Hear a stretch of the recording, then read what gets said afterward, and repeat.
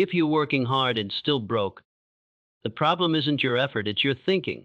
This hook grabs attention by challenging the viewer's assumptions and tying it to Napoleon Hill, core philosophy of mindset over my effort. You've been taught to chase money, hustle harder, and never stop grinding. What if? The reason you're still broke has nothing to do with your job, your education, or even the economy. In this video, we break down the real reason most people stay financially stuck through the timeless lens of Napoleon Hill. As principles, the greatest lie we tell ourselves is that we want to be rich, yet we act like we're content with survival. If you look closely, most people never truly decide to be rich. They wish, they hope, they even fantasize. But decision? That's something else entirely. A true decision is not a passing thought, it is a psychological pivot point. It's not a flicker of desire on a hard day. It's a commitment so deep, so embedded into your identity, that everything you do bends in alignment with that choice. Napoleon Hill was precise when he said, "Definiteness of purpose is the starting point of all achievement. Without a committed decision, purpose drifts." And drifting, Hill warned us, is the enemy of success. Look around. People say they want wealth, but their daily routines scream confusion.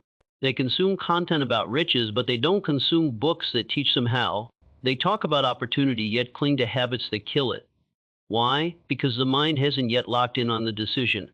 Until your internal compass is set to wealth, with the precision of a fixed star, your actions will continue to be scattered. You can trace nearly every great success story to one clear moment: a decision. A decision to never be poor again. A decision to never settle. A decision to live on purpose. Then once that decision is made, clarity follows, options filter themselves out. Distractions are less tempting because when you've truly decided, your soul doesn't negotiate with weakness anymore. Most people fear making this kind of decision because it demands accountability. If you decide to be rich, then everything you do that contradicts that aim becomes a betrayal of your own integrity. It's easier to stay vague, easier to say someday, easier to say I'm working on it than to stake your identity on it. Risk failure, but here's the truth. You're already risking failure. The only question is whether you're risking it for mediocrity or for greatness. And let's be clear, riches aren't just about money. Riches are a reflection of value creation. The world pays you in proportion to the problems you solve. Deciding to be rich means deciding to become a person who creates massive value, who overcomes resistance, and who transforms chaos into order. That kind of person doesn't wait for permission or ideal timing. They begin now with what they have, where they are. This decision isn't made once and forgotten. It's made daily, in silence, in struggle and doubt. It's made in the early hours when you rise while others sleep. It's made when you choose discipline over comfort, persistence over quitting, faith over fear. The decision to be rich isn't dramatic, it's durable. If your life feels like it's circling dust, if your results feel inconsistent, chances are you've never made a firm internal decision. And if you don't decide, the world will decide for you. You'll be pulled by trends, opinions, circumstances, everything, except your own will. The richness you want in wealth and meaning in life begins not with effort, but with decision. Decide fully, and your subconscious mind gets to work. The resources, the people, the strategies begin to appear, not because they weren't there before, but because now you're finally tuned in. So ask yourself tonight, not what do I want, but what have I decided? And if the answer is unclear, make the decision now. Lock it in, let it burn in your spirit like a vow. Because until you do, success will remain a guest you keep waiting for, instead of a future you're actively creating. Decide or drift. That is the choice. And wealth only visits those who've already chosen. Most people spend their entire lives chasing money. They wake up early, clock in, grind through long hours, and return home exhausted. Month after month, year after year, they trade their time, their most valuable asset, for currency. They work for money. But what they fail to realize is that unless they reverse that equation, unless money begins to work for them, they will remain trapped in a cycle that breeds mediocrity, not wealth. Let's pause and examine this. When you work for money, you are expendable. Your output is limited by your energy, your health, and the number of hours in the day. But when money works for you, it multiplies itself regardless of whether you are awake, asleep, sick, or even on vacation. Money working for you is the fundamental principle behind wealth, not just income. This is not merely about investing in stocks or real estate. That's part of it, yes. But the deeper truth is this: wealth is a mindset. It begins with the realization that your current financial habits may be enslaving you rather than empowering you. If you're spending all that you earn, if you're afraid to invest, if you avoid learning how money moves, then you are, in effect, a servant to the very thing you hope will liberate you. Money is not the root of all evil. The lack of financial education, the fear of risk, and the mismanagement of money, that's what keeps people poor. There is a reason why lottery winners often return to poverty within years. There is a reason why someone earning minimum wage can retire wealthy. Someone making six figures lives paycheck to paycheck. The difference is not income, it's intention. It's the discipline to learn how money can grow, the boldness to take calculated risks, and the patience to let time magnify those decisions. We are conditioned to earn and spend. That is the default setting of the masses, but those who build lasting wealth disrupt that programming. They learn the laws of compound interest, leverage scalability. They understand that wealth does not respond to effort alone. It responds to strategy. And strategy begins by shifting your role from laborer to leader, from consumer to creator, from someone who works for money to someone who commands money to serve a purpose. Your job, no matter how stable or high paying, is not your freedom, it's your starting point. Use it to fuel your investments. Use it to build systems that generate income while you sleep. Every dollar you earn is a soldier you can send it out to die on things you don't need, or you can train it to bring back reinforcements. Don't let money control your life because you're afraid of losing it. Money is meant to flow, grow, and be put to work. Just like a sharp mind rusts without challenge idle, money shrinks under inflation and fear. Financial power is not about hoarding, it's about harnessing. It's the discipline to live below your means, and the courage to bet on your vision. Napoleon Hill once said, "Wealth starts with a state of mind, with definiteness of purpose, with a plan. You must decide what your money is for freedom, impact, growth, and then align every decision with that purpose." Because here's the truth: if you don't make money work for you, you will work for it until your body fails and your dreams dissolve. And that is a price too high for any life of meaning. So take the reins, master your money, or be mastered by it. Invest in your mind first, then in assets. Learn the rules of wealth and break the rules of fear. Let your money echo the strength of your vision. Your future is not built by what you earn. It's built by what you keep, where you put it, and what it does when you're not looking. Either you build wealth intentionally, or poverty builds itself silently in the background. Choose boldly. You may not be broke because you lack opportunity. You may not be stuck because you lack intelligence. You may not be behind because you don't work hard. The truth, raw and uncomfortable, is this: your fear of failure has paralyzed your financial potential. It's not the market, it's not your background, it's the mental change you allowed fear to wrap around your ambition. Fear of failure is not just an emotional state. It is a strategic inhibitor, disguises itself as practicality, whispers rationalizations in your ear, and convinces you that standing still is somehow safer than moving forward. But safety is a lie. Stagnation is the real danger. You cannot build wealth, create opportunity, or impact the world by hiding behind what ifs.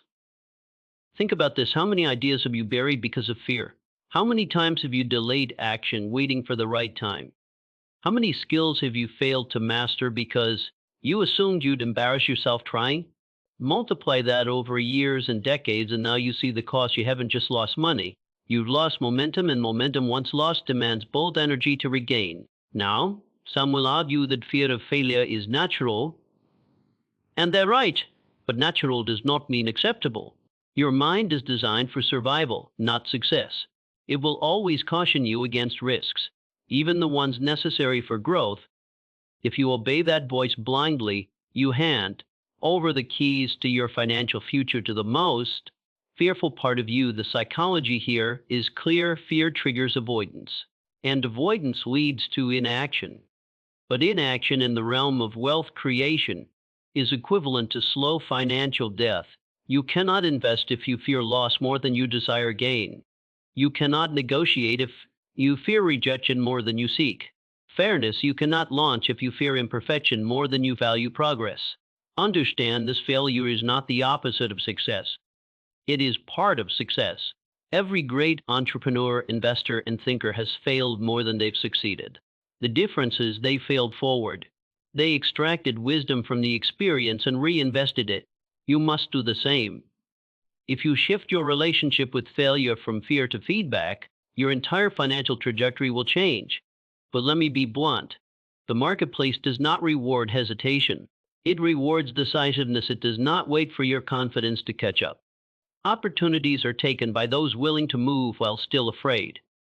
Boldness is not the absence of fear, it is the decision to act in spite of it. If you want to change your financial destiny, you must do the thing that scares you before you feel ready.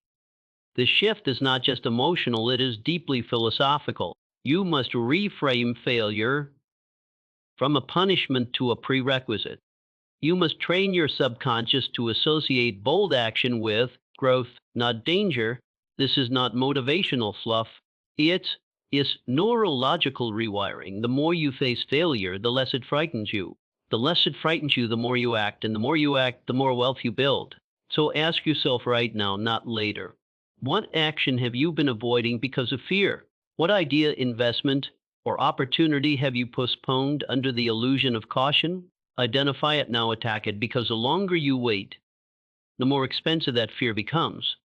Not just in money, but in the cost of your unrealized potential. Let me leave you with this.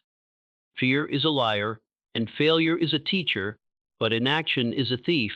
If you don't confront the fear, it will rob you blind. Not just of money, but of the version of you that could have been. The world does not need more cautious spectators.